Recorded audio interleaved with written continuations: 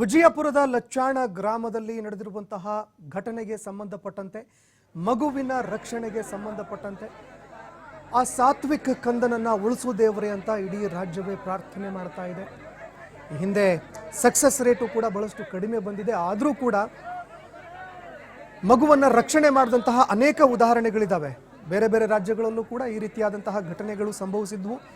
ಆ ಸಂದರ್ಭದಲ್ಲೂ ಕೂಡ ಯಶಸ್ವಿಯಾಗಿ ಆ ಮಗುವನ್ನು ರಕ್ಷಣೆ ಮಾಡುವಂತಹ ಕಾರ್ಯಾಚರಣೆಗಳು ನಡೆದಿದ್ದಾವೆ. ಹೀಗಾಗಿ ಇದೀಗ ಸಾತ್ವಿಕನ ರಕ್ಷಣೆಗೆ ಆತ ಸುರಕ್ಷಿತವಾಗಿ ಆಚೆ ಬರಲಿ, ಈ ಒಂದು ಸಂಘರ್ಷದಿಂದ ಗೆದ್ದು ಬರಲಿ ಅಂತ ಇಡೀ ರಾಜ್ಯದಾದ್ಯಂತ ಪ್ರಾರ್ಥನೆಯನ್ನು ಸಲ್ಲಿಕೆ ಮಾಡಲಾಗ್ತಾ ಇದೆ. ಇಡೀ ರಾಜ್ಯದ ಜನ ಉಸಿರು ಬಿಗಿ ಹಿಡಿದು ಕೂತಿದ್ದಾರೆ. ಇನ್ನು ಮತ್ತೊಂದೆಡೆಯಲ್ಲಿ ದೃಶ್ಯಾವಳಿಯಲ್ಲಿ ನೀವು ನೋಡ್ತಾ ಇದ್ದೀರಿ, ಮಗು ಯಾವ ರೀತಿಯಾಗಿ ಆ ಒಂದು ಕೊಳವೆ ಬಾವಿಯಲ್ಲಿ ಬಿದ್ದಂತಹ ಒಂದು ಸೀನ್ ಕ್ರಿಯೇಷನ್ ಇದೆಯಲ್ಲ, ಮರುಸೃಷ್ಟಿ ಗ್ರಾಫಿಕ್ಸ್ನಲ್ಲಿ ನೀವು ನೋಡ್ತಾ ಇದ್ದೀರಾ. ಇನ್ನು ಅದೇ ರೀತಿಯಾಗಿ ಮಗು ಆಟವಾಡ್ತಾ ಒಂದು ಕೊಳವೆ ಬಾವಿಯಲ್ಲಿ ಎಷ್ಟು ಆಳಕ್ಕೆ ಬಿದ್ದಿದೆ ಅನ್ನುವಂಥದ್ದು ಈವರೆಗೂ ಕೂಡ ಕ್ಯಾಲ್ಕುಲೇಷನ್ ಆಗಿಲ್ಲ. ತಂತ್ರಜ್ಞರು ಕೂಡ ಬರಬೇಕಾಗತ್ತೆ. ಜಿಲ್ಲಾಡಳಿತದ ಅಧಿಕಾರಿಗಳು ಕೂಡ ಇದಕ್ಕೆ ಸಂಬಂಧಪಟ್ಟಂತೆ ಒಂದು ಕ್ಯಾಲ್ಕುಲೇಷನ್ ಮಾಡಿ ಇಷ್ಟು ಆಳಕ್ಕಿದೆ ಮಗುವಿನ ಆರೋಗ್ಯ ಸ್ಥಿತಿಗತಿಗೆ ಸಂಬಂಧಪಟ್ಟಂತೆ ಕೂಡ ಅಪ್ಡೇಟ್ಸ್ಗಳನ್ನು ಕೊಡಬೇಕಾಗತ್ತೆ. ಅದೇ ರೀತಿಯಾಗಿ ಮಗುವಿಗೆ ಎಷ್ಟು ಆಳಕ್ಕೆ ಹೋಗ್ತೀವಿ, ಆಳಕ್ಕೆ ಹೋದಂತೆಲ್ಲ ಆಕ್ಸಿಜನ್ ಕೂಡ ಕಡಿಮೆ ಆಗ್ತಾ ಹೋಗುತ್ತೆ, ಆಮ್ಲಜನಕ. ಅದೇ ರೀತಿಯಾಗಿ ಟೆಂಪ್ರೇಚರ್ ಇದೆಯಲ್ಲ, ಇದು ಸಾಮಾನ್ಯವಾಗಿ ಎಲ್ರಿಗೂ ಕೂಡ ಗೊತ್ತಾಗಿರುತ್ತೆ, ಎಲ್ರಿಗೂ ಕೂಡ ಗೊತ್ತೂ ಇರುತ್ತೆ. ಬೇಸಿಗೆ ಬೇರೆ ಇದೆ, ಹೀಗಾಗಿ ಭೂಮಿಯ ಆಳಕ್ಕೆ ನಾವು ಹೋದಂತೆಲ್ಲ ಟೆಂಪ್ರೇಚರ್ ಜಾಸ್ತಿ ಆಗ್ತಾ ಹೋಗುತ್ತೆ. ಹೀಗಾಗಿ ಆ ಒಂದು ಕಂಡೀಷನ್ನಲ್ಲಿ ಮಗುವಿಗೆ ಆಮ್ಲಜನಕದ ಕೊರತೆ ಬೀಳಬಾರ್ದು ಅಂತ ಈಗ ಆಲ್ರೆಡಿ ಆಕ್ಸಿಜನ್ ಸಿಲಿಂಡರ್ಗಳನ್ನು, ಆಮ್ಲಜನಕದ ಸಿಲಿಂಡರ್ಗಳನ್ನು ಕೂಡ ತರಲಾಗಿದೆ. ಅದೇ ರೀತಿಯಾಗಿ ಒಂದು ಪೈಪ್ನ ಮೂಲಕವಾಗಿ ತೆಳುವಾಗಿರುವಂತಹ ಪೈಪ್ನ ಮೂಲಕವಾಗಿ ಮಗುವಿಗೆ ಆಮ್ಲಜನಕ ಪೂರೈಕೆ ಮಾಡುವಂತಹ ಕೆಲಸವನ್ನು ಅಧಿಕಾರಿಗಳು ಮಾಡ್ತಾ ಇದ್ದಾರೆ. ಇನ್ನು ಅದೇ ರೀತಿಯಾಗಿ ತಂತ್ರಜ್ಞರು ಕೂಡ ಬರ್ತಾರೆ. ಎಷ್ಟು ಆಳಕ್ಕೆ ಮಗು ಹೋಗಿದೆ ಅನ್ನುವಂತಹ ಒಂದು ಕ್ಯಾಲ್ಕುಲೇಷನ್ ಬಳಿಕ ಎಷ್ಟು ಆಳಕ್ಕೆ ಈ ಒಂದು ಕಾರ್ಯಾಚರಣೆಯನ್ನು ನಡೆಸಬೇಕು, ಈ ಗುಂಡಿಯನ್ನು ತೋಡುವಂತಹ ಕಾರ್ಯಾಚರಣೆ ಇದೆಯಲ್ಲ, ಇದನ್ನು ಎಷ್ಟು ಆಳದವರೆಗೆ ತೆಗೆಯುವಂತಹ ಕೆಲಸವನ್ನು ಮಾಡಬೇಕು ಅನ್ನುವಂಥದ್ದು ಕೂಡ ಕ್ಯಾಲ್ಕುಲೇಷನ್ ಆಗುತ್ತೆ. ಮಗು ಎಷ್ಟು ಆಳಕ್ಕೆ ಬಿದ್ದಿದೆ, ಈಗ ಅಂದಾಜು ನಾವು ಒಂದು 15 ಮೀಟರ್ ಬಿದ್ದಿದೆ ಅಂತ ನಾವೇನಾದರೂ ಅಂದ್ಕೊಂಡಿದ್ರೆ ಒಂದು 16 ಅಥವಾ 17 ಮೀಟರ್ ಕೆಳಗೆ ನಾವು ಅದನ್ನು ಕೊರಿಬೇಕಾಗತ್ತೆ. 17-18 ಮೀಟರ್ಗಳ ಆಳಕ್ಕೆ ನಾವು ಈ ಒಂದು ಕಾರ್ಯಾಚರಣೆಯನ್ನು ನಡೆಸಬೇಕಾಗತ್ತೆ. ಅದಾದ ಬಳಿಕ ಅಂದರೆ ಸಕ್ಸಸ್ಫುಲ್ ಆಗಿ ನಾವು ಒಂದು 18 ಮೀಟರ್ ಆಳಕ್ಕೆ ಕೊರೆದಾದ ಬಳಿಕ, ಭೂಮಿಯಲ್ಲಿ ಗುಂಡಿಯನ್ನು ತೆಗೆದಾದ ಬಳಿಕ ಅಡ್ಡಲಾಗಿ ಲಂಬವಾಗಿ ಅಲ್ಲದೆ ಅಡ್ಡಲಾಗಿ ಅಂತ ನಾವೇನು ಹೇಳ್ತೀವಿ, ಈ ಒಂದು ಓಪನ್ ಆಗಿರುವಂತಹ ಕೊಳವೆ ಬಾವಿ ಏನಿದೆ, ತೆರೆದ ಕೊಳವೆ ಬಾವಿ ಏನಿದೆ, ಅದಕ್ಕೆ ನಾವು ಅಡ್ಡಲಾಗಿ ಒಂದು ಸುರಂಗವನ್ನು ಕೂಡ ಕೊರಿಬೇಕಾಗತ್ತೆ. ಅಗ್ನಿಶಾಮಕ ದಳದ ಸಿಬ್ಬಂದಿಗಳು ಒಂದು ಸುರಂಗವನ್ನು ಕೂಡ ತೋಡ್ತಾರೆ. ಆ ಒಂದು ಕೊಳವೆ ಬಾವಿಗೆ ಸಂಬಂಧಪಟ್ಟಂತೆ ಅಡ್ಡಲಾಗಿ ಕೊರೆದು ಅದಾದ ಬಳಿಕ ಮಗುವನ್ನು ಕ್ಯಾಚ್ ಮಾಡುವಂತಹ ಒಂದು ಕೆಲಸ ಕೂಡ ಆಗತ್ತೆ. ಇನ್ನು ಅದೇ ರೀತಿಯಾಗಿ ಈ ರೀತಿಯಾದಂತಹ ಅನೇಕ ಘಟನೆಗಳನ್ನು ನಾವು ಬ್ಯಾಕ್ ಟು ಬ್ಯಾಕ್ ನೋಡ್ತಾ ಇದ್ದೀವಿ. ಆದರೆ ಒಂದು ನಿರ್ಲಕ್ಷ್ಯ, ಯಾರ್ಯಾರು ತಮ್ಮ ತೋಟಗಳಲ್ಲಿ, ಗದ್ದೆಗಳಲ್ಲಿ, ತಮ್ಮ ಕೃಷಿ ಜಮೀನುಗಳಲ್ಲಿ ಈ ರೀತಿಯಾದಂತಹ ಓಪನ್ ಆಗಿರುವಂತಹ ಕೊಳವೆ ಬಾವಿಗಳನ್ನು ಹೊಂದಿದ್ದೀರಾ, ಆದಷ್ಟು ನಿಮ್ಮ ಕುಟುಂಬದವರಿಗಾದರೂ ನಿಮ್ಮ ಕುಟುಂಬದವರಿಗಾದರೂ ಕೂಡ ಆ ಒಂದು ಕೊಳವೆ ಬಾವಿಯನ್ನು ಮುಚ್ಚುವಂತಹ ಕೆಲಸಕ್ಕೆ ಮುಂದಾಗಿ. ಹಿಂದೆಯೂ ಕೂಡ ಈ ರೀತಿಯಾದಂತಹ ಘಟನೆಗಳು ಸಾಕಷ್ಟಾಗಿದ್ದಾವೆ. ಆದರೂ ಕೂಡ ನಿರ್ಲಕ್ಷ್ಯ ಮತ್ತೆ ಮುಂದುವರಿತಾ ಇದೆ. ಕನಿಷ್ಠ ಪಕ್ಷ ಜಿಲ್ಲಾಡಳಿತ ಈ ರೀತಿಯಾದಂತಹ ಒಂದು ಕೊಳವೆ ಬಾವಿಗೆ ಸಂಬಂಧಪಟ್ಟಂತೆ ಒಂದು ಸರ್ವೆ ನಡೆಸಬೇಕು. ಎಷ್ಟು ಕೊಳವೆ ಬಾವಿಗಳು ಯಶಸ್ವಿಯಾಗಿ ಕಾರ್ಯನಿರ್ವಹಿಸ್ತಾ ಇದ್ದಾವೆ, ಅದೇ ರೀತಿಯಾಗಿ ಎಷ್ಟು ಕೊಳವೆ ಬಾವಿಗಳು ಪಾಳು ಬಿದ್ದಿದ್ದಾವೆ, ಪಾಳು ಬಿದ್ದಿರುವಂತಹ ಕೊಳವೆ ಬಾವಿಗಳು ಎಷ್ಟು ಮುಚ್ಚಲಾಗಿದೆಯಾ ಇಲ್ವಾ, ಇದೆಲ್ಲದಕ್ಕೂ ಸಂಬಂಧಪಟ್ಟಂತೆ ಮಾಹಿತಿ ಕಲೆ ಹಾಕಿ ಈ ತೆರೆದ ಕೊಳವೆ ಬಾವಿಗಳಿಗೆ ಫುಲ್ ಸ್ಟಾಪ್ ಇಡುವಂತಹ ಕೆಲಸವನ್ನು ಅಧಿಕಾರಿಗಳು ಮಾಡಬೇಕಾಗಿದೆ.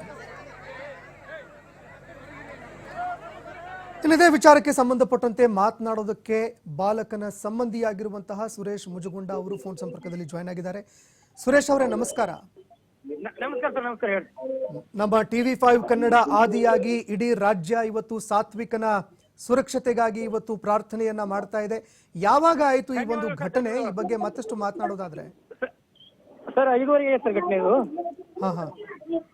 5:30 ಆಗಿತ್ತು ಸರ್. ನಾ 5:04 ಹೋಗಿನಿ ಸರ್. ಅಲ್ಲಿ ಹೋದಾಗ ಮಗುವಿನ ಜೀವಂತಿತ್ತು. ಅವಾಗ ಅಗ್ನಿಶಾಮಕ ಫೋನ್ ಮಾಡಿದ್ರು ಸರ್ ಬಂದರವರು. ಆಲ್ರೆಡಿ ಕಾರ್ಯಾಚರಣೆ ಸ್ಪೀಡ್ ನಡೆದ್ರಿ 10 ಫೂಟ್ ಅಡ್ಡಿವ್ರಿ ಈಗ. ಹ್ಮ್ ಹ್ಮ್ ಹ್ಮ್ ಇನ್ನೂ 6 ಫೂಟ್ ಅಡ್ಬೇಕ್ರಿ, 6 7 ಫೂಟ್. ಹ್ಮ್ ಹ್ಮ್ ಹ್ಮ್ ಹ್ಮ್ ಈಗ ಮಗು ಕೊಳವೆ ಬಾವಿಲಿ ಬಿದ್ದಿದೆಯಲ್ಲ, ಎಷ್ಟು ಅಂದಾಜು ನಿಮಗೇನಾದ್ರೂ ಹೇಳಕ್ಕಾದ್ರೆ ಅಂದಾಜು ಎಷ್ಟು ಆಳಕ್ ಮಗು ಬಿದ್ದಿರ್ಬೋದು? ಎಕ್ಸಾಕ್ಟ್ 16 ಫೂಟ್ ರೀ. ಹ್ಮ್ ಹ್ಮ್ 16 ಫೂಟ್ ಅದ ಸರ್ ಮಗು. ಹ್ಮ್ ಹ್ಮ್ ಹ್ಮ್ ಹ್ಮ್ ಉಸಿರಾಟ ಅದ ಮಗು, ಉಸಿರಾಟ ಸರ್. ಕಾಲು ಅಡ್ಗಾಡ್ತದ. ಆಲ್ರೆಡಿ ಎಕ್ಸಾಮ್ಗೆ ಕಾಲು ಲಾಕ್ ಮಾಡಿ ಸರ್. ಹ್ಮ್ ಹ್ಮ್ ಹ್ಮ್ ಲಾಕ್ ಅದ ಸರ್ ಈ ಕಾಲ. ಹ್ಮ್ ಅಲ್ಲ, ಈ ಕೃಷಿ ಭೂಮಿ ಒಳಗಡೆ ಮಗು ಬಿದ್ದಿದೆಯಲ್ಲ, ಈ ಕೃಷಿ ಜಮೀನಲ್ಲಿ ನಿಮ್ ಮನೆ ಏನಾದ್ರು? ಹಾ, ಆಟ ಆಡಕ್ ಹೋಗಿ ಸರ್. ಮಗು ಪಕ್ಕದಲ್ಲೇ ಮನೆ ಸರ್, ಒಂದ 20 ಫೂಟ್ ಸರ್. ಹ್ಮ್ ಹ್ಮ್ ಅಲ್ಲೇ ಮನೆ ಸರ್. ಹೌದಾ? ಹಾ ಸರ್, ಹಾ ಸರ್. ಹ್ಮ್ ಹ್ಮ್ ಮಗುವೇನಲ್ಲ ಆಟ ಆಡಕ್ ಹೋಗಿತ್ತಾ? ಅದು ಆಡ್ಕೋತ ಹೋಗಿ ಬಿದ್ದೇವ್ ಸರ್. ಹ್ಮ್ ಹ್ಮ್ ಹ್ಮ್ ಇದೀಗ ಆ ಮಗು ಜೀವಂತವಾಗಿದೆ ಅಂತ ಕೂಡ ಹೇಳ್ತಾ ಇದ್ದೀರಿ, ಆರೋಗ್ಯವಾಗಿದೆ ಅಂತ ಹೇಳ್ತಾ ಇದ್ದೀರಾ. ಇದೀಗ ಮತ್ತೊಂದೆಡೆಯಲ್ಲಿ ಆಕ್ಸಿಜನ್ ಕೂಡ ಪೂರೈಕೆ ಮಾಡಲಾಗ್ತಾ ಇದೆ. ಇನ್ನು ಎಷ್ಟು ಗಂಟೆಗಳು, ಇನ್ನು ಎಷ್ಟು ಸಮಯಾವಕಾಶ ಹಿಡಿಬಹುದು ಅಂತ ನಿಮಗನ್ಸುತ್ತೆ? ಸರ್ ಆಲ್ರೆಡಿ ಮತ್ತೆ ಬೆಳಗಾವಿಯಿಂದ ಏನೋ ತಂಡ ಮಾಡೋದು ಸರ್. ಹ್ಮ್ ಹ್ಮ್ ಒಂದು 2 ಅವರ್ ಆಗುತ್ತೆ, 1 ಅವರ್ 2 ಅವರ್. ಹ್ಮ್ ಹ್ಮ್ ಹ್ಮ್ ಈಗ ಸಾತ್ವಿಕ್ ಮಗುವಿನ ಬಗ್ಗೆ ನಾವೆಲ್ಲರೂ ಕೂಡ ಇಡೀ ರಾಜ್ಯ ಇವತ್ತು ಪ್ರಾರ್ಥನೆ ಮಾಡ್ತಾ ಇದೆ. ಆ ಮಗುವಿನ ಬಗ್ಗೆ ಏನಾದ್ರೂ ಒಂದೆರಡು ವಿಷಯಗಳನ್ನು ಹೇಳೋದಾದ್ರೆ? ಹಾ ಸರ್. ಆ ಮಗುವಿನ ಬಗ್ಗೆ ಏನಾದ್ರೂ ಹೇಳೋದಾದ್ರೆ? ಏನ್ ಹೇಳ ಸರ್, ಸಣ್ಣ ಹುಡುಗ, ಅದು 14 ತಿಂಗಳು ಹುಡುಗ ಸರ್, ಕರೆಕ್ಟ್ 14 ತಿಂಗಳು. ಹ್ಮ್ ಹ್ಮ್ ನಿಮ್ಗೆ ಏನಾಗ್ಬೇಕು ಮಗು? ಅದು ನಮ್ ಬ್ರದರ್ ಮಗರೇ. ಹೌದಾ? ಹೌದು ಸರ್. ಈಗ ಮತ್ತೊಂದೆಡೆಯಲ್ಲಿ ಕೊಳವೆ ಬಾವಿಗಳಿದಾವಲ್ಲ, ಇದು ಓಪನ್ ಆಗಿತ್ತು ಅನ್ನುವಂಥದ್ದು ಗೊತ್ತಿದ್ರು ಯಾಕೆ ಮುಚ್ಚಿರ್ಲಿಲ್ಲ ಇದನ್ನ? ಸರ್ ಅದು ಸ್ವಲ್ಪ ನೀರ್ ಬಿದ್ದಿತ್ರಿ, ಅದು ಕೇಸಿಂಗ್ ಹಾಕ್ತಾ ನಮ್ ಬ್ರದರ್ ಕೇಸಿಂಗ್ ತರ ತಗೊಂಡ್ರಿ. ಅಲ್ಲ, ಯಾರ್ದಿದು ಈ ಒಂದು ಕೊಳವೆ ಬಾವಿ? ಯಾರ್ದದು? ನಮ್ ಬ್ರದರ್. ಬ್ರದರ್ದೇನಾ? ಅಲ್ಲ, ಈ ರೀತಿಯಾಗಿ ಘಟನೆಗಳು ಅನೇಕ ಸಂದರ್ಭದಲ್ಲಿ ಆಗಿದೆ. ಆದ್ರೂ ಒಂದು ಮುನ್ನೆಚ್ಚರಿಕೆ ಕ್ರಮವಾಗಿ ಅದನ್ನು ಮುಚ್ಚುವಂತದ್ದು, ಸ್ವಲ್ಪ ಕಳ್ಳು ಮಣ್ಣು ಹಾಕಿ ಅದನ್ನು ಮುಚ್ಚಬಹುದಾಗಿತ್ತು. ಮಾಡ್ಬೇಕಾಗಿತ್ತು, ಕರೆಕ್ಟ್ ಮಾಡ್ಬೇಕಾಗಿತ್ತು, ಮಾಡಿಲ್ಲ. ಪಶ್ಚಾತ್ತಾಪ ಪಡ್ತಾ ಇದಾರೆ. ಏನು ಮಾಡಕ್ಕಾಗಲ್ಲ ಸರ್, ವಿಧಿ ಆಟ. ಅಲ್ಲ, ವಿಧಿ ಆಟ ಅನ್ನೋದಕ್ಕಿಂತ ಮುಂಚೆ prevention is better than cure ಅಂತ ಹೇಳ್ತಾರಲ್ಲ. ಒಂದು ಏನೋ ಒಂದು ಸಮಸ್ಯೆ ಆಗತ್ತೆ ಅಂದ್ರೆ ಮುಂಚೆನೆ ನಾವು ತಯಾರಿಯಲ್ಲಿ ಇರ್ಬೇಕಲ್ವಾ? ಹಾ, ಇರ್ಬೇಕು ಸರ್, ಇರ್ಬೇಕು. ಓಕೆ, ಧನ್ಯವಾದಗಳು ಸುರೇಶ್ ಅವರೇ ನಮ್ಮ ಜೊತೆಗೆ ಮಾತನಾಡಿದ್ದಕ್ಕೆ. ಮಗುವಿಗಾಗಿ ನಾವು ಕೂಡ ಪ್ರಾರ್ಥನೆ ಮಾಡ್ತಾ ಇದ್ದೀವಿ. ನೋಡಿ, ಅವರದ್ದೇ ಒಂದು ಕೊಳವೆ ಬಾವಿ ಅದು. ಈ ರೀತಿಯಾಗಿ ನಾನು ಅದನ್ನೇ ಹೇಳ್ತಾ ಇದ್ದೆ, ನಮ್ಮದೇ ಮನೆಯವರು ಕೂಡ ಇಂಥ ಒಂದು ಕೊಳವೆ ಬಾವಿಯಲ್ಲಿ ಬಿದ್ದು ನಾಳೆ ತಮ್ಮ ಜೀವವನ್ನು ಕಳೆದುಕೊಳ್ಳೋದಕ್ಕಿಂತ ಮುಂಚೆ ಜನ ಎಚ್ಚೆತ್ಕೊಳ್ಬೇಕು. ಯಾರ್ಯಾರು ತಮ್ಮ ಕೃಷಿ ಭೂಮಿಯಲ್ಲಿ, ತಮ್ಮ ಹೊಲಗಳಲ್ಲಿ ಯಾರ್ಯಾರು ಈ ರೀತಿಯಾಗಿ ಓಪನ್ ಆಗಿ ಪಾಳು ಬಿದ್ದಿರುವಂತಹ ಬೋರ್ವೆಲ್ಗಳನ್ನು ಬಿಟ್ಟಿದಾರಲ್ಲ, ಅವರೆಲ್ಲರೂ ಕೂಡ ಎಚ್ಚೆತ್ಕೊಳ್ಬೇಕು. ಎಲ್ರಿಗೂ ಪಾಠ ಆಗೋದು ಯಾವಾಗ ಅಂತ. ಅದೇ ರೀತಿಯಾಗಿ ಆ ಮಗುವಿನ ರಕ್ಷಣಾ ಕಾರ್ಯಾಚರಣೆ ನಡೀತಾ ಇದೆ.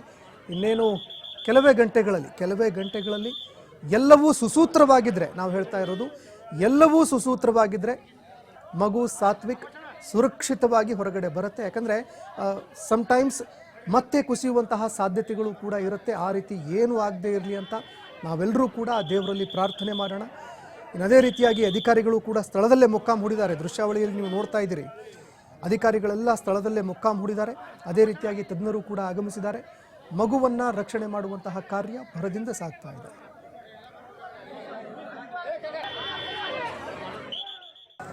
ಸರ್, ಸತೀಶ್ ಮೊಮ್ಮಗರಿ, ನನ್ನ ಮೊಮ್ಮಗರಿ, 1.5 ವರ್ಷದ ಹುಡುಗರಿ. ಅದು ಬೋರ್ ನಿನ್ನೆನೇ ಹೊಡೆದಿದ್ದೇವೆ ಸರ್. ನಿನ್ನೆ ಅಂದರೆ ಇವತ್ತು ಮುಂಜಾನೆ 9 ಗಂಟೆಗಳು ಕುಣಿ ಮುಗಿದ್ರೆ ಸರ್. ಅದು ಮುಚ್ಚಬೇಕು, ಇನ್ನೂ ಮೋಟ್ರ್ ಬಿಟ್ಟು ಚೆಕ್ ಮಾಡಿ ನೋಡಬೇಕು ಅನ್ನೋದಕ್ಕೆ ಈ ಥರ ಆಗೋಗಿದೆ ಸರ್. ಸಾತ್ವಿಕ್ ರೀ ಅದು.